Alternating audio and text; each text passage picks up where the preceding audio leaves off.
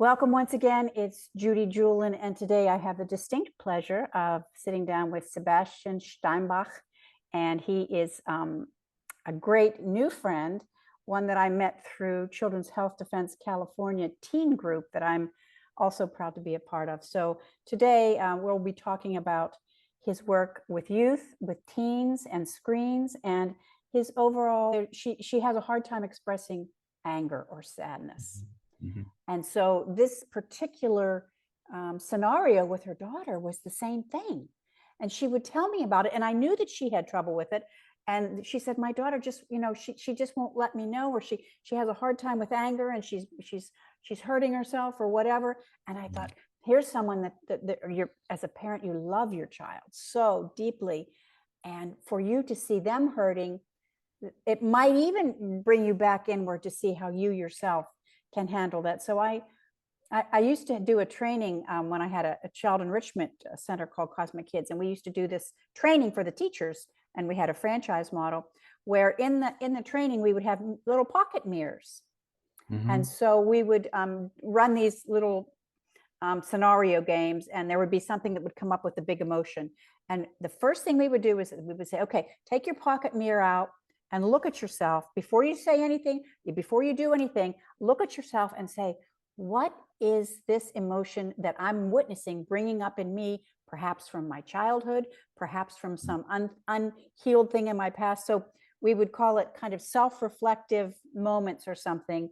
And I love the fact that you kind of feel along those lines, because I think they're such beautiful teachers. And that's why I'm so committed and continuing on the path of child-directed learning, youth-centric, so that we can look to them as perhaps our teachers and switch that teacher, student, parent, child, even though we are the parents, we are the adults, that we can sometimes put that other hat on, just as you do in your groups with kids, and say, oh, that's a good idea. Let's try that. So that you let them feel that they matter and that they have good ideas. Yeah. I mean, on that, maybe only it really feels like a partnership if it's played right. So of course the adults have capacities that children cannot have because their brains are not developed in the same manner. So we do have a role to play in complex thinking, for example, and assessing risks of whatnot on an adventure trip. And then children have the gift of being less numbed down to the magic of life, and if allowed, they can flourish and connect to that wonder and awe that lives so brightly in all of us, but in us adults, or grown-ups, better said, more dimmed. And so that can be a wonderful interplay back and forth, where their wonder and awe touches that inside of me, and then I can respond with my own wonder and awe, and then they see, oh, this grown-up has that too, so I can do more of that. And then when that ratchets up at some point, things need to be contained, because kids cannot. And they appreciate that, I believe.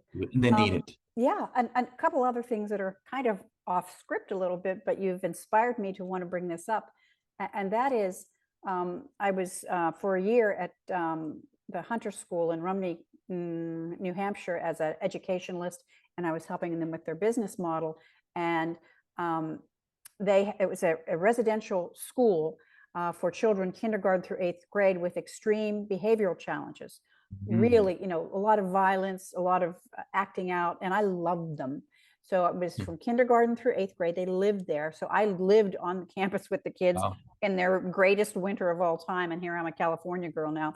One of the things I wanted to say about, two of the things I want to say about the kids of today. There are some schools of thought, Sebastian, that say that the children of today are wired a little bit differently. And we might talk about that when we talk about teens and screens coming up with you. But I'm talking about wired differently in the sense of energetically.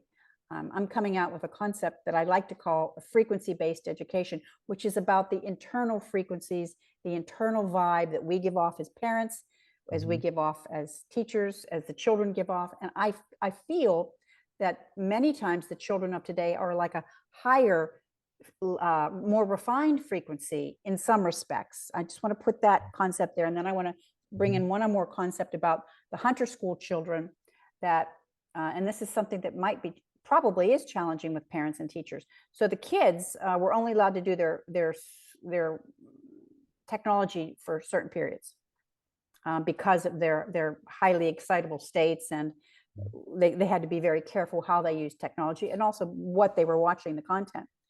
And what I found was they would think that they weren't paying attention. And I've also found this with children just in my midst now and youth, that they're on their devices and there's something going on in the other side of the room. They could tell you exactly what's going on. So I think as an adult, or perhaps we do, that if I'm focused on something, I don't have the capacity to give something to another, something going on, but they have a capacity. I've seen this in more than one instance, and especially with what sometimes are referred to as highly sensitive children, which might be labeled or admonished or drugged, ADHD, all that stuff.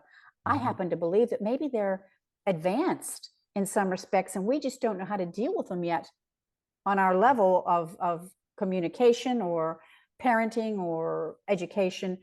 And we even spoke about earlier today with the Truth Tour that rather than have grades with, ages or developmental levels, what if because there are some young children that are very wise souls, and perhaps adults that perhaps haven't learned these spiritual, let's call them personal development, how to handle yourself, how to be wise, how to be compassionate at very high levels. There are children that know how to do that, perhaps don't have the skills that adults might have. I'm going on a lot of different pathways here, but what I want to say to you is, I'd like to ask you also, what are your thoughts about, stepping out of the box and thinking differently about who children are, their energies, and what their actual capacities are that might be beyond what we currently know as parents or educators? Right. So that's you opened up a big box there. I definitely resonate with what I hear in your words is the uniqueness of every child, and you cannot just put it into one.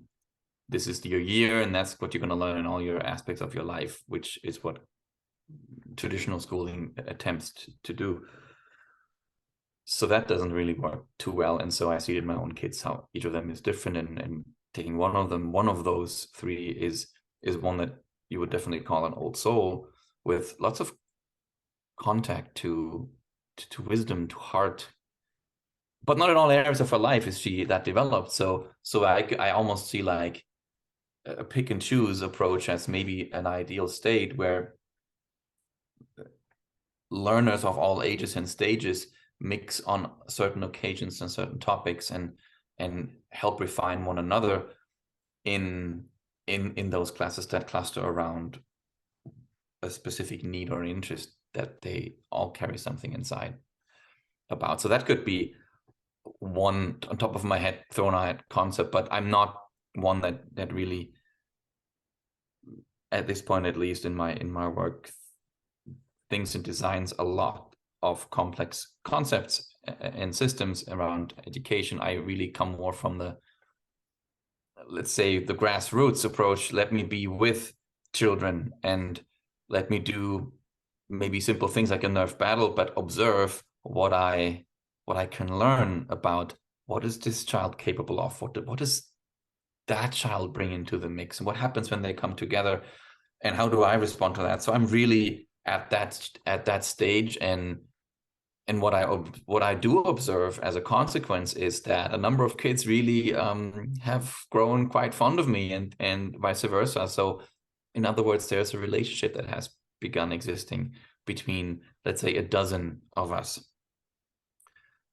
And so that relationship, maybe I'm getting somewhere with this without having premeditated it, but the relationship that has been created through consistent interaction in play-like environments allows for deeper connection between, they call me teacher, but I'm just really, maybe let's me call it then myself, between teacher and student, or between grown-up and child.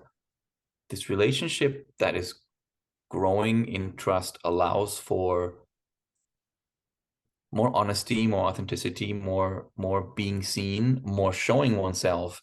And so in these, and I do the same with my kids, or I attempt to, in the relationship of growing trust, then what gets revealed are sparks of maybe talent or passion or curiosity that they would never reveal with any stranger or a standard teacher asking a standard question. And if the grown-up picks that up, speaking of frequencies, that's your model of thinking.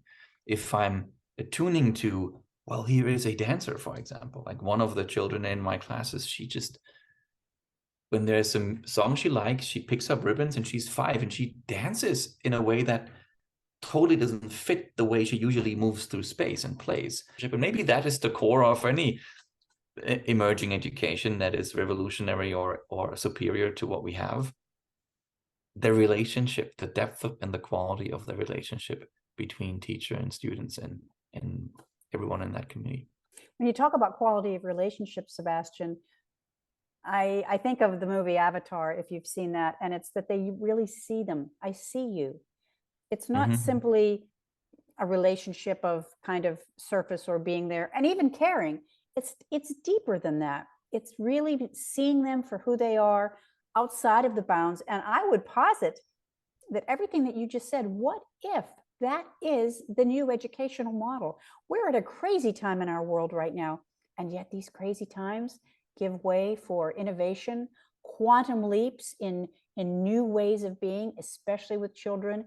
And in nature, deep relationships, deep inquiry, everything that you're talking about that you do with Wild Hearts Kids Club is I think the basis for a wonderful education system. Thank you so much. How can people get in touch with you, learn more about what you're doing, Sebastian, and perhaps continue the conversation with you? Yeah, I would be very happy to connect with curious, caring parents, just like I am, to develop good stuff together. And like easy ways are an email or a phone text. Don't call me because my phone will send you to my robot mailbox. So text or emails are best. So I can give out your phone number for text. I can give out your email. Yes. I'll put the and any websites that I can send them to at this point. I'll give you my website as well. And you can send it out too. Great. And there is great stuff all the time to see. Wonderful. Well, I look forward to working with you with Children's Health Defense California Chapter Teen Group. And Yes. I look forward to continuing our conversation because I really think that your heart-centered, compassionate view of parenting and education is something that is going to be more and more at the forefront as we move ahead in these days. So thank you so much for your time. Thank you, Judy. Thank you so much for your time. You're welcome.